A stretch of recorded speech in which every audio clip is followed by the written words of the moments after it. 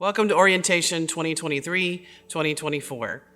This year we've decided to do orientation a little different. We have been blessed to have another full enrollment with 750 students. And last year, it was so many people to get in through the building and through the classrooms that we tried to do it a little different. So this year I'm going to hit all of the high points that you need to know that's important in this video. And then we're going to have each family come into an allotted time, which you should have already received an email in regards to which time would be your slot based on a parent's last name. And we're going to do this every hour. It's going to be on Friday starting at 8:30 in the morning until 4 o'clock. We hope that everyone will come during their hour allotted time, just because it's going to get the flow of students through easier. We've allocated an hour per 120 families or so. So we're going to be able to do that and put everyone through the classrooms and the procedures a little bit smoother. So you're going to enter in through the lobby, and then you're going to end up going to the gym to where there will be a table for each grade level. At that table, you'll be able to get your homeroom teacher or your classroom teacher, and then you'll go from there to the classroom where you can drop off supplies. You can meet the teacher. For high school, you'll be able to go upstairs to the appropriate teacher to where you can pick up your Chromebook, you'll get your class schedule, and then you can get any pertinent information for the year. I'd like to take a moment and share some of the new things that are happening around campus. One thing being that we are at full capacity with 750 students. What a blessing that is. The second is when you come onto campus, you may notice the grounds, the baseball field. We're having to repair the drip field, which there'll be mounds of dirt. So that is under construction. And so that'll be some area there that you could see.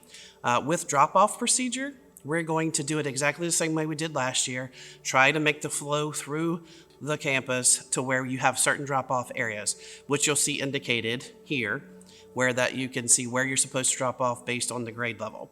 Now, the first week of school, it is very, very crowded. Everyone's bringing people to school. There are drop-off, questions, things like that. Please be patient and let us work through that first week of school.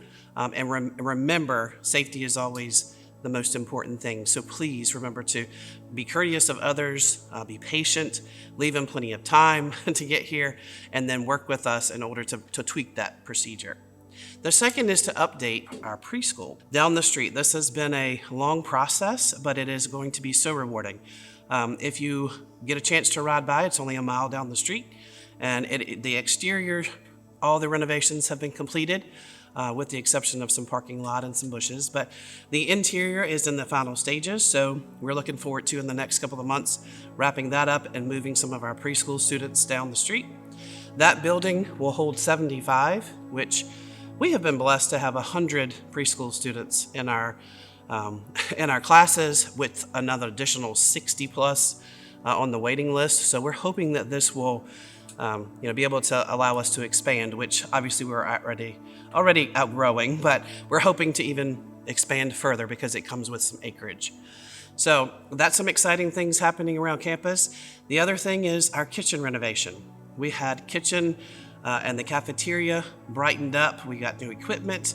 We have All Seasons Foods, who has agreed to come in and kind of be our caterer per se for the kitchen to take us out of the restaurant business. So with that, there are some new things that you'll need to know and things that you'll need to do. You got to go to hotlunch.com, which there's some specific instructions which you should have received in an email to explain to you where you need to go, how it's going to work. Pre-K through 3 will be pre-order, so you'll need to go online and pre-order. And then anything 4 and up, we a la carte, but you can also go on to their app and in their app to load money on there so that the students can be able to put in their PIN. You should have received all that by email. If not, please reach out to our office and we will connect you with All Seasons Foods, or you can contact their customer support. I want to take a few moments and talk about school safety. I know it's on the forefront of everyone's mind, and it is ours each and every day we come on campus. So I want to make sure that everyone understands that it is our first priority every day. We have taken measures to ensure the students' safeties and our teachers, but sometimes it comes with some headaches and things when parents are trying to get into the building, but it is for the safety of everyone. Please enter through the lobby to get a visitor pass when you get here. We also have a badge system ourselves that all the exterior doors are locked the entire time anyone is here on campus from 6 a.m. to 6 p.m. So we're access badge only. The other thing that we have obviously is, many of you seen our student safety officer. He is here and he monitors the campus throughout the day. He has cameras that he monitors. We have 50 plus cameras now all over campus to help ensure safety.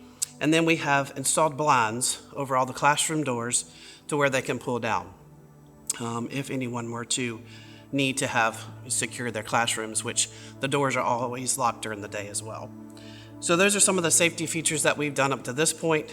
We do have an all-call intercom system that we use throughout the building. This year we're going to implement even further something to do with the students. It's the Sandy Hook School Promise. And you are more than welcome to get online and take a look at it. But we're going to be sending out lots of information on that. It's going to start with 2 different options. One for the elementary, the beginning of the school year.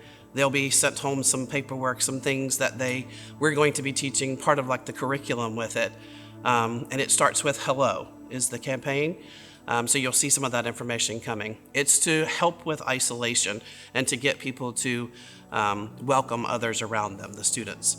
Then the next one is say something, see something, say something.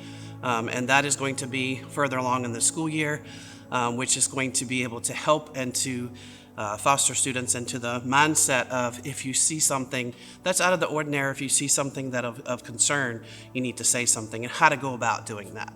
In regards to the business office obviously is located in the lobby, right to the left-hand side when you come in, and parents are responsible to ensure that student accounts are kept current.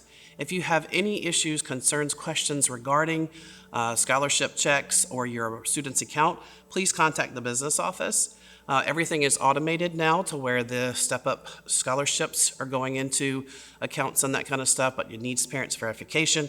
There are some extended care charges and things like that that always need to be taken care of before we get to the grading period, things like that. Those specifics are found here on this slide.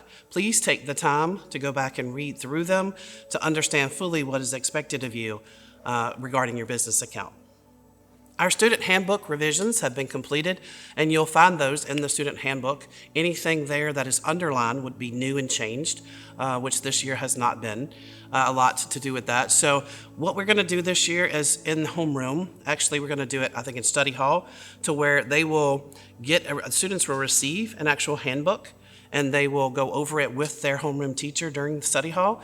And so everyone is understanding what our rules are and what our policies are. Then they'll have to sign some things that they have received a handbook and that they have read and understood those things. Again, there's not a lot of changes. I just think it's like a little refreshing time that we need to go through to understand what the requirements are for a normal school day. In regards to some of the student handbook policies, just a refresher on a few: absences and tardies. No more than 20 absences for any reason could put promotion or graduation at risk. Excused or unexcused, all day or partial. Excused means that they have to make up that work. It does not erase the absence. Okay, there's pre-arranged absence forms through Google. It's a Google form, so if you need to have a requested absence, please complete that. These tardies to school result in 1 day of absence. That's 3 of them, 3 tardies. There is a $5 fine for every tardy after 3, and that's per quarter. Classroom tardies, 3 tardies per quarter are allowed before detention will be served. Detention times are Tuesdays and Thursdays from 3:10 to 3:30. Just a refresher too on uniforms and dress code. Repeated appearance and dress code violations will result in ISS.